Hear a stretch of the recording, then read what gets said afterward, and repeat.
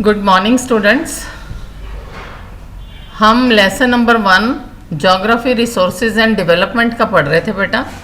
उसकी 3 वीडियोस मैंने आपके साथ पहले शेयर कर ली हुई हैं जूम पर। आज मैं आपको ये लेसन पढ़ा चुकी हूँ, फिर भी दोबारा इसकी रिकॉर्डिंग के लिए मैं कर रही हूँ। कुछ बच्चों ने रिकॉर्डिंग मांगी है, तो मैं आपको टाइप्स ऑफ सॉइल पढ़ा रही थी, क्लासिफिकेशन ऑफ सॉइल्स।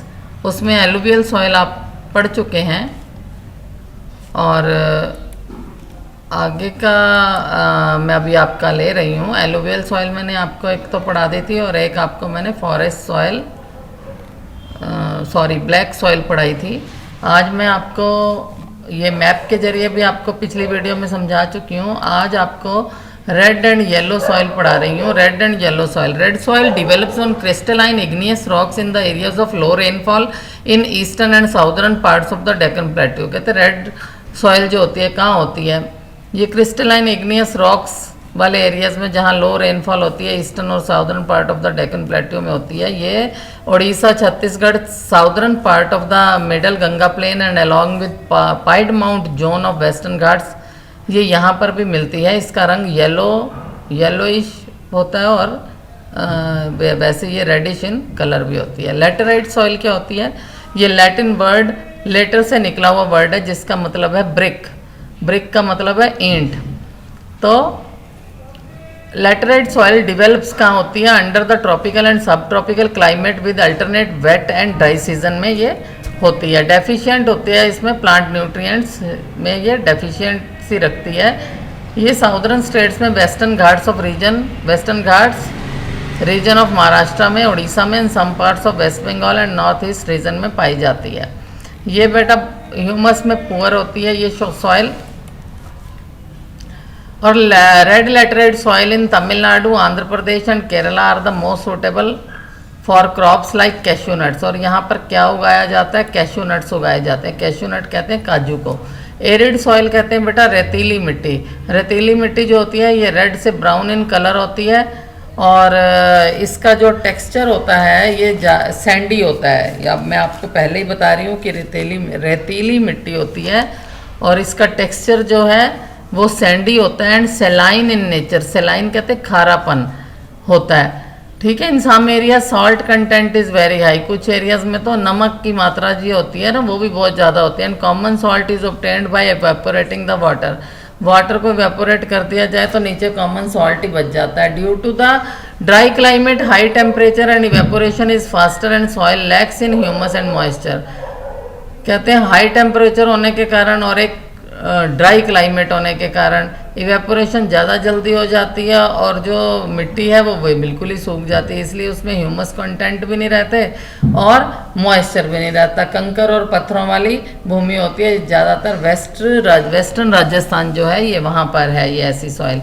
ये आपको फिगर में दिखा रखा है। ये एरिड सॉइल का है। ये लेटराइट सॉइल आपने देखा होगा, पथरीली मिट्टी होती है लेकिन जहाँ पेड़ पौधे उगते हैं वो अलग अलग दूर दूर करके उगते हैं और ये ज़्यादातर यहाँ पर कैश्यू नट्स के ही प्लांट्स हैं। उसके बाद है आपकी फॉरेस्ट सॉइल।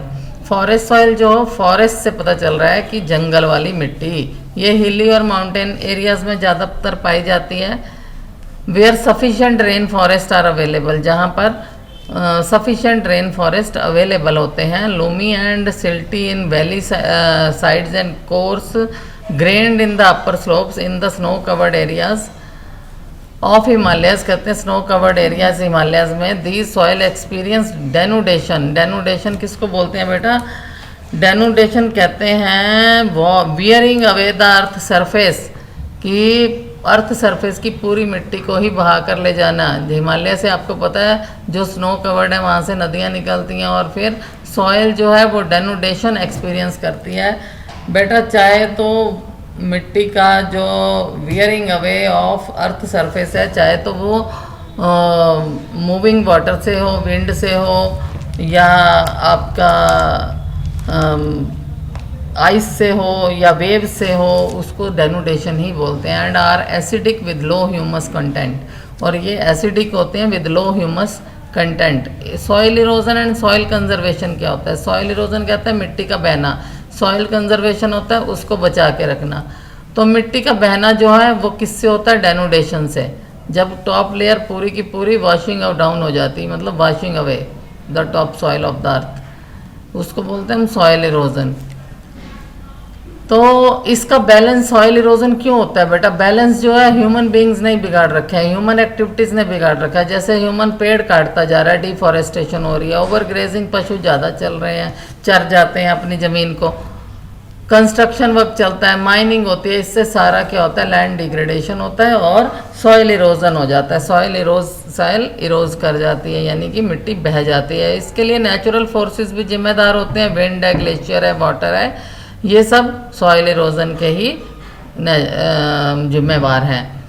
तो the running water cuts through the clayey soils and makes deep channels as gullies, इनको गुलिस बोलते हैं। And the land become unfit for cultivation is known as bad land बोलते हैं। चंबल घाटी में ही इसी तरह की मिट्टी को क्या बोलते हैं? रेवाइंस बोलते हैं। And the top soil is washed away, top soil जब वॉश अवे हो जाती है, this is known as sheet erosion. पूरी की पूरी जो टॉप सॉइल है अगर वो वॉश आउट होगी तो उसको बोलते हैं शीट इरोजन, पूरी की पूरी शीट उड़ गई। अब ये वाला जो पैराग्राफ है, flowing along the contour lines can decelerate the flow of the water down the slopes, this is called contour flowing. Steps can be cut out on the slopes making terraces, terraces cultivation restrict erosion. Terrace cultivation क्या होती है बेटा? Terrace cultivation जो होती है वो जैसे hilly area आपका, तो वहाँ पर आप कितनी खेती कर सकते हो? हिली एरिया पे अगर आप खेती करोगे और पानी दोगे तो पानी तो बह जाएगा है हिल्स होने के कारण। लेकिन आप कैसे करोगे? उस पर पहले टेरेस बनाओगे। टेरेस कहते हैं जैसे सीढ़ी नुमा खेती करोगे, उस पर टेरेसेस बनेंगे और फिर उस पर खेती होगी। टेरेस के आसपास आप बंद बना सकते हो, थोड़ा थोड़ा बांध दे दोगे ताकि उसमें पानी टिका रहे, तो इसको बोलते हैं हम टेरेस फार्मिंग। जो प्लांटिंग रोज में की जाती है, planting lines of trees to create shelter also works in similar way. Rows of such trees are called shelter belts. इन चीज़ों रोज को क्या बोलते हैं हम? Shelter belt. तो ये लेसन तो बेटा आपका खत्म हो गया। अब आपके हैं इसके multiple choice question. Which one of the following type of resources iron और नॉन रिन्यूएबल है? Under which the following type of resources tidal energy can be put? ये है आपका किस में आती है? टाइडल एनर्जी रिप्लेनिशेबल में।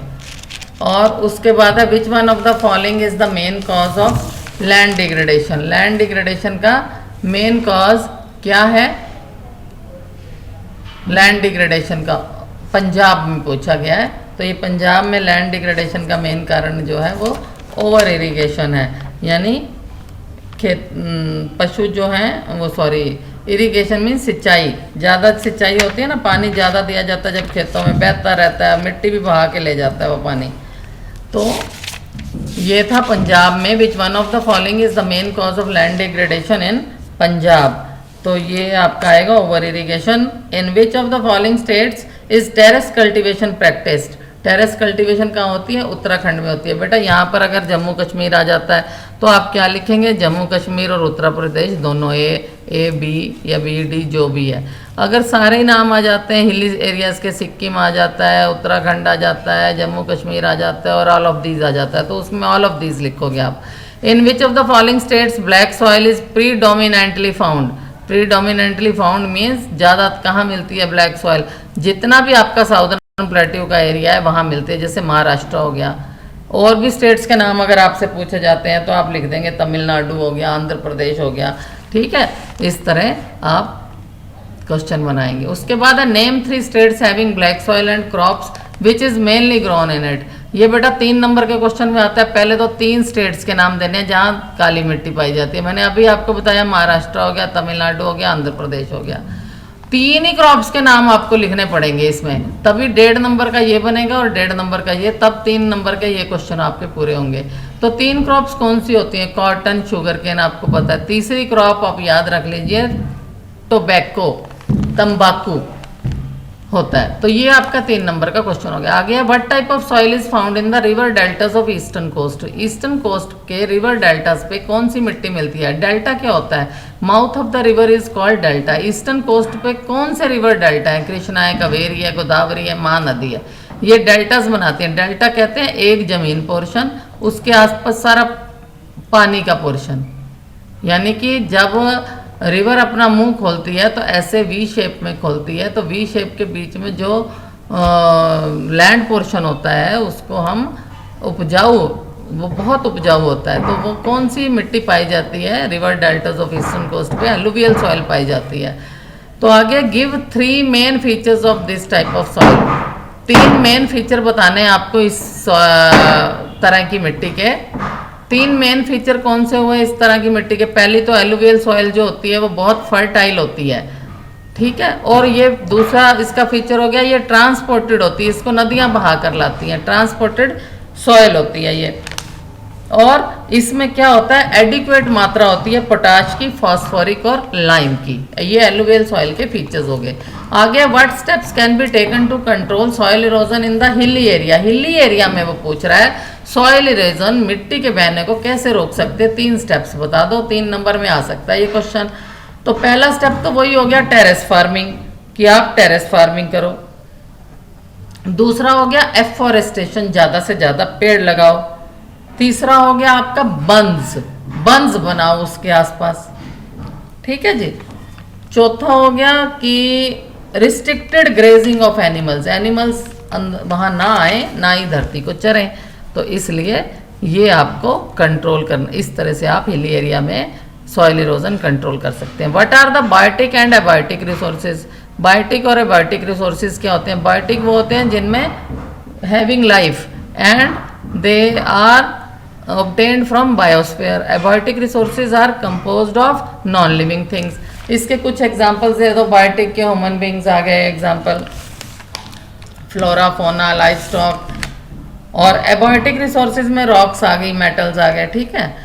उसके बाद explain land use pattern in India. Why has the land under forest is not increase much since 1960 से 61 तक ज़्यादा क्यों नहीं इंक्रीज करी? तो लैंड यूज पैटर्न में आपको ऊपर पढ़ा चुकी हूँ, एनसीईआरटी में भी आप ये पढ़ सकते हैं। लैंड यूज पैटर्न में आपको बेटा नेट सोन एरिया देना है। फॉरेस्ट ने कितना एरिया ऑक्यूपाई किया हुआ है? तो नेट सोन एरिया हमारे पास 43% है लगभग, और फॉरेस्ट ने हमारा 22% ऑक्यूपाई किया हुआ है। और कल्टीवेबल वेस्ट लैंड हमारे पास 50% है। Fallow and cover land 80% of the total area है। Land under permanent pasture and tree crops हमारे पास सिर्फ 5% है। And land not available for cultivation is nearly 14% है। तो 1960 से 1961 तक land under forest not increased much from 1960 से 61 because of the following reasons. क्या है? Illegal clearing of forest for industrial and domestic purposes. कहते क्यों नहीं बढ़ पाया ये एरिया? क्योंकि उस समय डोमेस्टिक और इंडस्ट्रियल पर्पस के लिए पेड़ों को इलीगली काटा जा रहा था। Industrialist want to earn more and more profit. Industrialist जो थे ये ज़्यादा से ज़्यादा प्रॉफिट कमाना चाहते थे। People are not properly aware of disasters affected by the deforestation. लोगों को ये भी नहीं पता था कि अगर हम पेड़ ही काटते जाएंगे तो उसके क्या डिजास्टर्स हो सकते हैं। उससे अगला क्वेश्चन है, ये भी 5 नंबर में आता है। How have technical and economic development led to more consumption of resources. तो technological development provide sophisticated equipments, as a result production increases, ultimately it leads to more consumption of the resources. Technological development also leads to economic development. When the economic condition of a country rises, the needs of the people also rise, it against result in more consumption of resources. Economic development provide favorable environment for the development of latest technologies. It helps to make or convert various materials found around us into resources. Finally, it results into consumption of new available resources too. ये मैंने record करके तो रख लिया बेटा आपके लिए। कुछ एक बच्चों को भेजूंगी जिन्होंने क्लास सुनी है, अदरवाइज दूसरे बच्चों को मैं रिकॉर्डिंग नहीं भेजूंगी। उन्हें भी पता चले कि वो क्लास क्यों नहीं अटेंड करते। थैंक यू बेटा।